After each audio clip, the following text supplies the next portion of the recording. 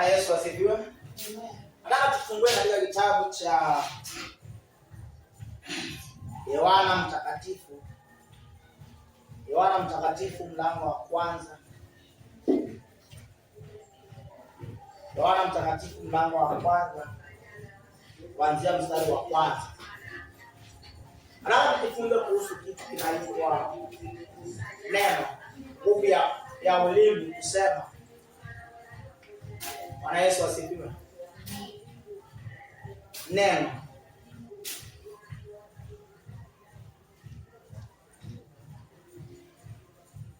In the book of John chapter number 1 verse 1 tuendelea, inasema hivi. Hapo mwanzo kulikuwako neno, naye neno alikuwako kwa Mungu, naye neno alikuwa Mungu. Huyo mwanzo alikuwako kwa Mungu. Vyote vilifanyika kwa huyo, wala pasipo yeye hakukufanyika chochote kilichofanyika. Ndani yake ndimo ulimokuwa uzima, nao ule uzima ulikuwa nuru ya watu. Nayo nuru yang'aa gizani, wala giza halikuiweza. Alitokea mtu ametumwa kutoka kwa Mungu, jina lake Yohana. Huyo alikuja kwa ushuhuda ili aishuhudie nuru, ile nuru, wote wapate kuamini kwa yeye.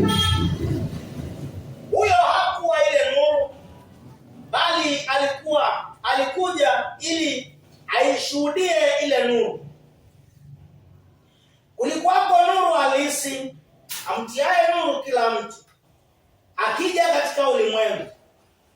Alikuwako ulimwenguni, hata kwa yeye ulimwengu ulipata kuwako, wala ulimwengu haukumtambua. Alikuja kwake, wala walio wake hawakumpokea. Bali wote waliompokea aliwapa uwezo wa kufanyika watoto wa Mungu. Ndio wale waliaminio jina lake, waliozaliwa si kwa damu, wala si kwa mapenzi ya mwili, wala si kwa mapenzi ya mtu, bali kwa Mungu. Na neno alifanyika mwili, akakaa kwetu, nasi tukauona utukufu wake. Utukufu kama wa mwana pekee atokaye kwa Baba, amejaa neema na kweli. Bwana Yesu asifiwe. Baba, katika jina la Yesu Kristo, Baba wa mbinguni, nakushukuru kwa neno lako. Asante kwa kuwa siku ya leo Bwana wa amani unaenda kusema nasi kuhusu hili neno. Nakushukuru, nasema asante. Naomba unitumie mimi chombo tu, na utukufu kurudie wewe Baba, kwa makubwa ya ajabu ambayo unaenda kuyatenda. Na kuinua na kubariki na kutukuza. Jina lako libarikiwe na jina lako litukuzwe. Katika jina la Yesu Kristo mwana wa Mungu aliye hai nimeomba. Bwana Yesu asifiwe. Maandiko yanasema hapo mwanzo kulikuwako na neno. Na neno alikuwako kwa Mungu. Na neno alikuwa Mungu.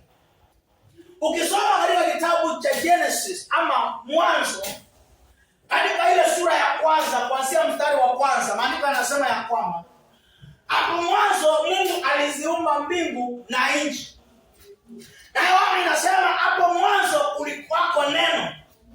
Na tukiangalia vile Mungu alivyoumba mbingu na nchi, maandiko yanasema Mungu akasema iwe na ikawa.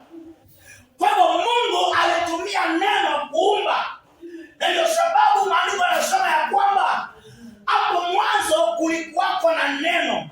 Kwa kabla ya kitu chochote kuwako, maana maandiko yanasema dunia ilikuwa ukiwa, dunia ilikuwa tupu, dunia ilikuwa haina chochote, haijapendeza katika macho ya mtu, kwa sababu ilifunikwa na giza na kulikuwa na maji, na ni Roho wa Mungu peke yake aliyekuwa ametulia katika vilindi vya maji.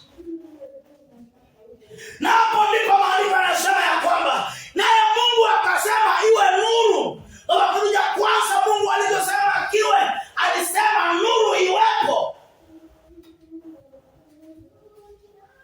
Maana nuru iking'aa kwa giza, giza linaondoka. Nuru ikiingia, giza inaondoka. Kwa hivyo Mungu alijua ya kwamba nuru ni ya muhimu, akasema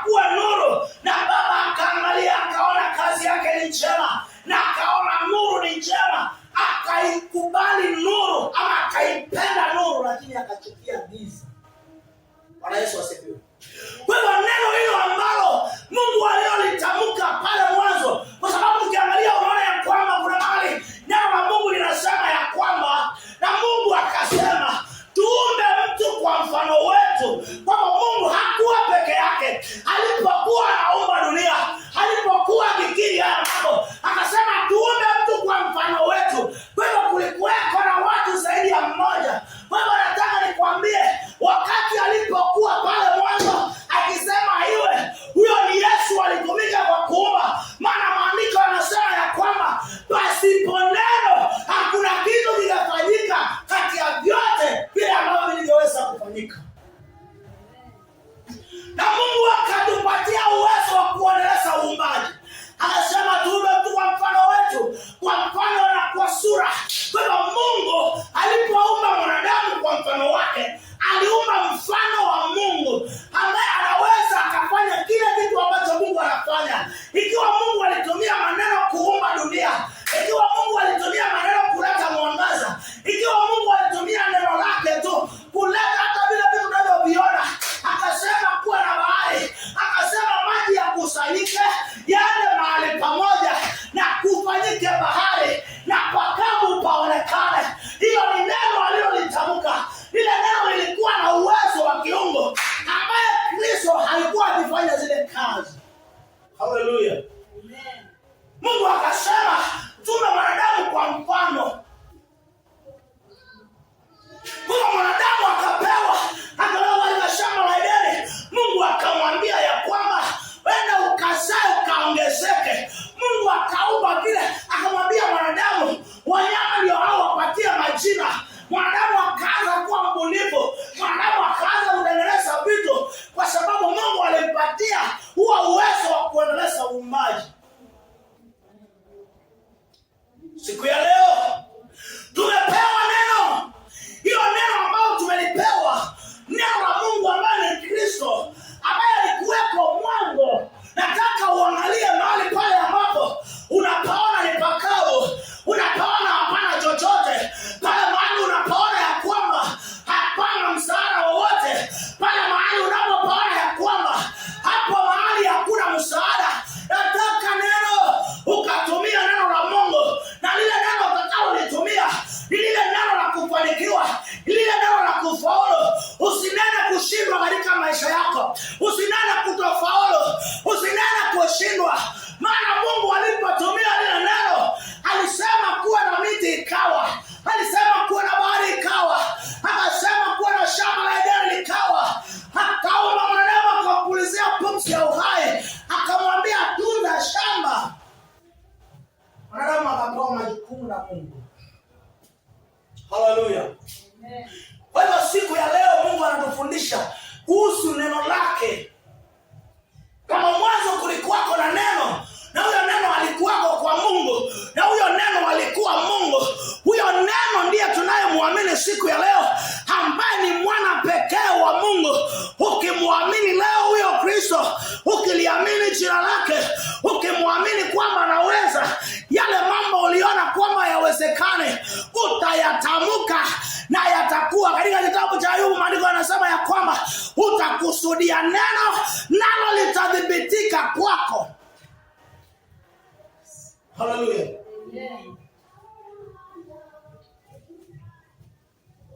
Neno halikuwako kwa Mungu. Neno alikuwa Mungu.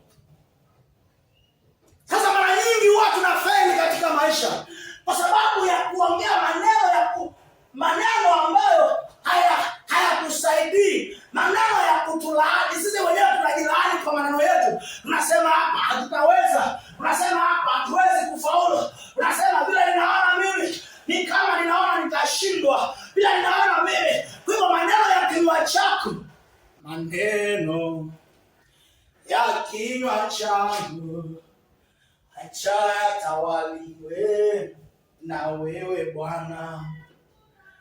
Maneno ya kinywa changu.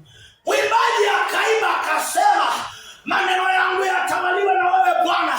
Maana Bwana akitawala maneno ya kinywa chako, kile utakachokinena kitakuwa kimeongozwa na Roho wa Mungu. Usinene maishani. Usione hapo umefika ndio mwisho. Usikose matumaini ya maisha, maana Mungu ana mpango mzuri juu ya maisha yako. Leo tumeanza kama alivyo anasema ya kwamba katika kitabu cha Isaia, usiyakumbuke mambo yaliyo ya zamani ya kale, na wala usiyatafakari, maana Bwana anaenda kutenda jambo jipya. Je, hamtaliojua sasa? Kwa hiyo nataka uconcentrate na yale mambo ambayo yako mbele yako. Usiconcentrate na mambo yaliyopita. Usiconcentrate na yale mambo ambayo yamekulemea. Usiconcentrate na yale mambo ambayo yamekulemea mpendwa. Angalia msalaba, angalia Kristo. Na ndio sababu aliwekwa pale juu, walipomtundika mtini wakamweka tena juu ya kilima ili kila mtu aweze kumuona.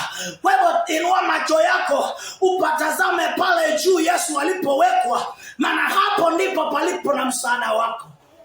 Na huyo neno akaja kwetu akakaa nasi. Kwa kumaanisha ya kwamba bila Mungu alivyoomba kwa lile neno, hata leo hilo neno liko kwetu. Hilo neno tulitumie kwa kuumba yale ambayo tunayataka yafanyike katika maisha yetu. Bwana Yesu asifiwe. Amen. Lile neno likafanyika nuru. Lile neno likawa nuru ya ulimwengu. Hallelujah. Kwa hiyo kuanzia leo tumia neno vyema katika maisha yako. Tumia neno la Mungu kuumba vile vitu ambavyo unavyovitaka katika maisha yako. Tumia neno la Mungu kuumba unataka nini? Ni kitu gani ambacho unataka kifanyike katika maisha yako? Tumia neno.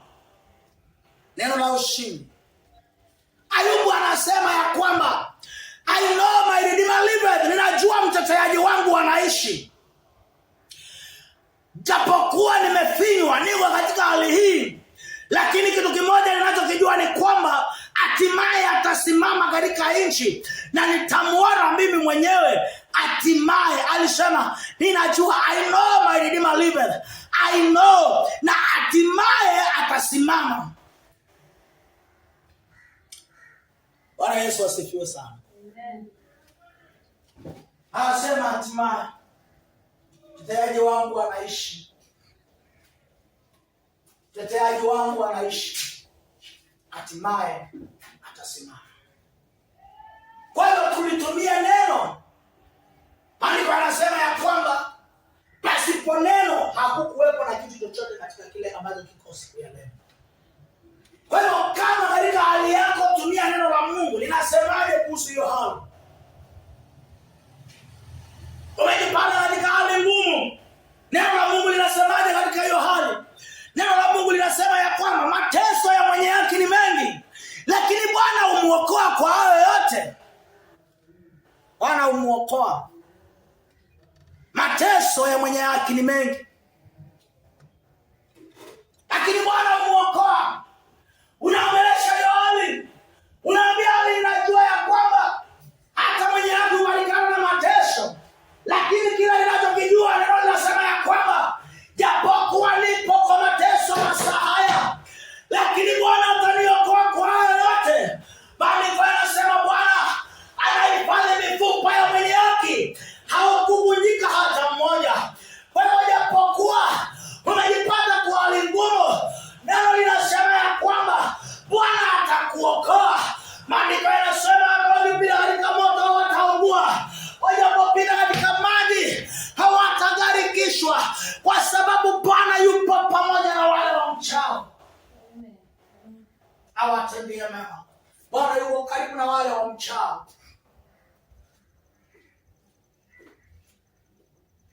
Ukijipata kwa hali ngumu, usitumie majina ya watu wa kwenu ukifikiria watakusaidia. Mara nyingi tumewatazamia, mara nyingi tulidhania mtu fulani atatusaidia, mara nyingine tukafikiria mtu fulani ni yako na msaada, na kumbe ni mwanadamu. Tukafika mahali tukashindwa. Oh my God, tukafika mahali hata na wao wakalemewa. lakini kuanzia leo kuna Mungu mbinguni, kuna Mungu aishie na kutawala. Kuanzia leo tumtumainie, kuanzia leo tukalitumia neno. Hilo neno ndilo litakalo tukomboa. Msaada wetu uko katika neno. Na ikiwa Mungu alitumia lile neno akasema kuwepo vitu na vikawa, na leo katika hiyo hali, kile ambacho hauna, tumia neno la Mungu ukiumba na kitakuwepo. Amen. Mungu ni mwaminifu. Mungu ni mwaminifu katika kila jambo. Neno lake, neno la Mungu ni kweli na amina. Hallelujah. Makatayana. Hapo mwanzo kulikuwako na neno. Neno alikuwako kwa Mungu. Huyo mwanzo alikuwako kwa Mungu. Naongea kuhusu Yesu Kristo. Ndiye Yohana anamzungumzia hapa. Akisema huyo mwanzo alikuwako kwa Mungu.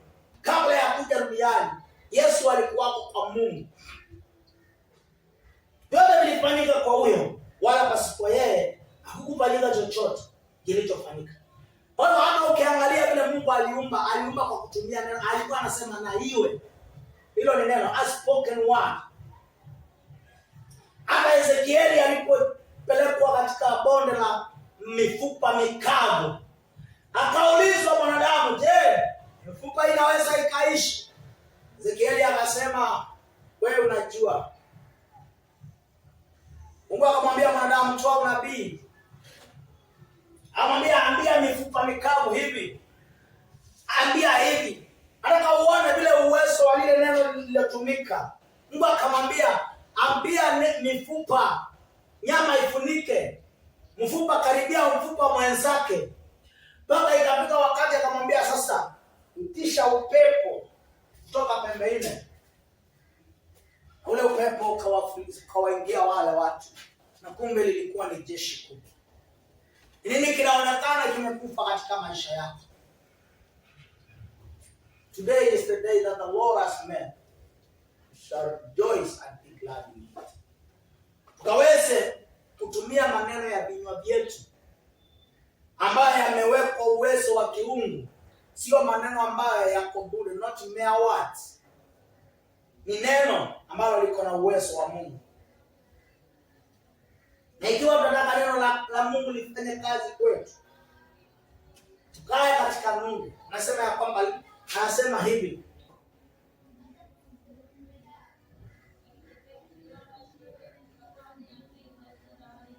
Mstari ule wa 8.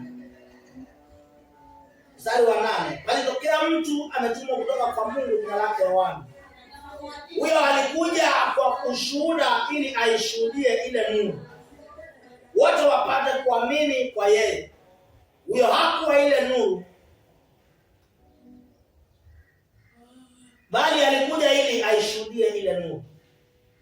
Ulikuwepo nuru halisi amtiaye nuru kila mtu akija katika ulimwengu. Alikuwako ulimwenguni, hata kwa yeye ulimwengu ulipata kuwapo, wala ulimwengu haukumtambua. Kwa hivyo Kristo ndiye nuru. Alafu maandiko yanasema ya kwamba tena akasema sisi ni nuru ya ulimwengu. Kwa hivyo tukae katika nuru. Maana wale watu waovu ndio wanapenda giza ili matendo yao yasimulikwe. Na ikiwa tunataka kufaulu katika maisha na katika wokovu, let us remain kwa nuru, katika light. Let us remain, tuishi. Tukae hapo, tukae kwa nuru. Ili kwamba tunapotumia lile neno, kwa sababu lile ndilo nuru ya ulimwengu, tunapolitumia lile neno kuumba vile vitu ambavyo tunavyovitaka, kuanzia leo usinene kushindwa. Kuanzia leo useme hii nilianzisha wakati mwingine ikafeli, hata saa hii sioni. Kuanzia leo useme ya kwamba hata kama nilianzisha ikafeli, lakini hii ni ya kufaulu. Hii sio ya kufeli. Hii si ya kurudi nyuma.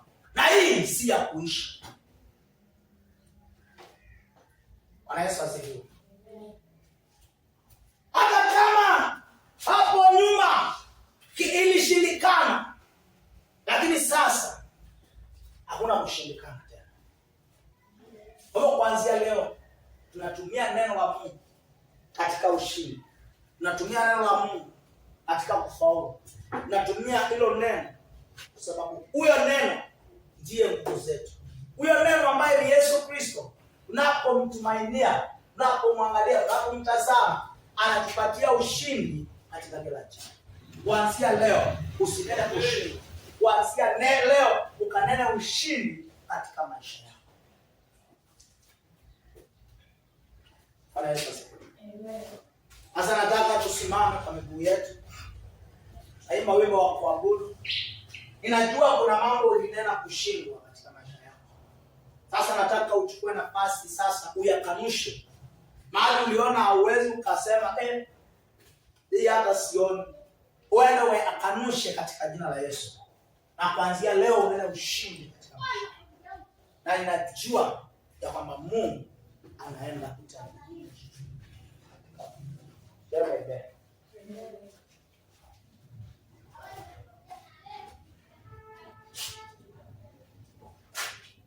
Sasa nataka tusimame tuimbe wimbo wa kuabudu. Unaweza, unaweza Bwana, unaweza, unaweza Bwana, unaweza,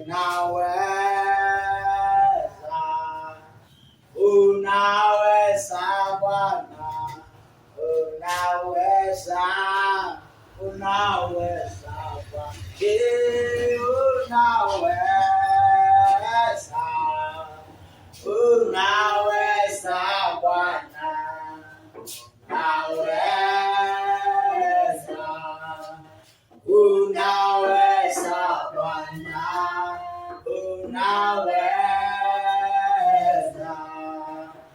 unaweza Bwana, unaweza, unaweza Bwana, unaweza,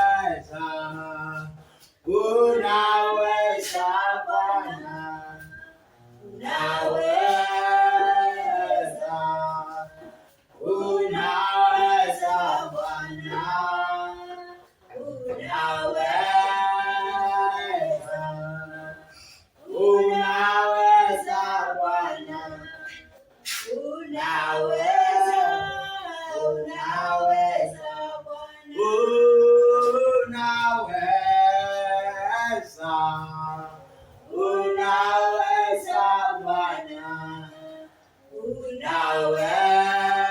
unaweza, unaweza Bwana,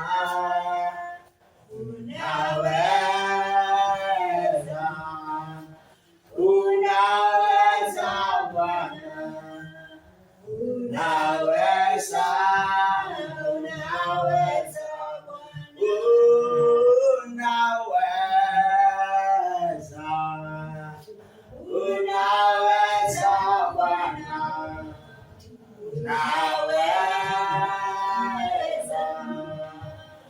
unaweza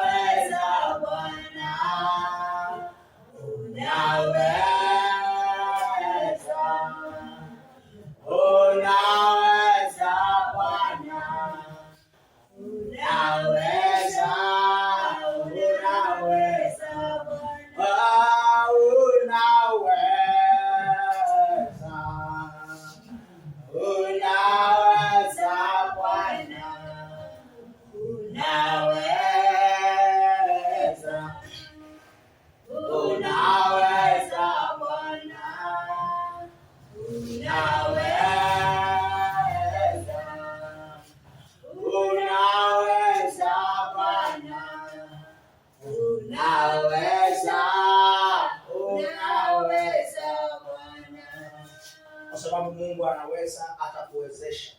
Unapoenda kutamka mali ulinena kushindwa, sasa nataka ukanushe unene ushindi katika maisha yako, kwa sababu Bwana anaweza na ndiye anakuwezesha siku ya leo. Anakufungua kinywa chako sasa, umwambie Mungu, Baba nisamehe, maana hapa niliona sitaweza nikanena kushindwa, na sasa ninakanusha maneno ambayo nilinena kushindwa. Na kuanzia leo ninanena ushindi katika maisha yangu. Kuanzia leo natangaza nitafaulu katika maisha.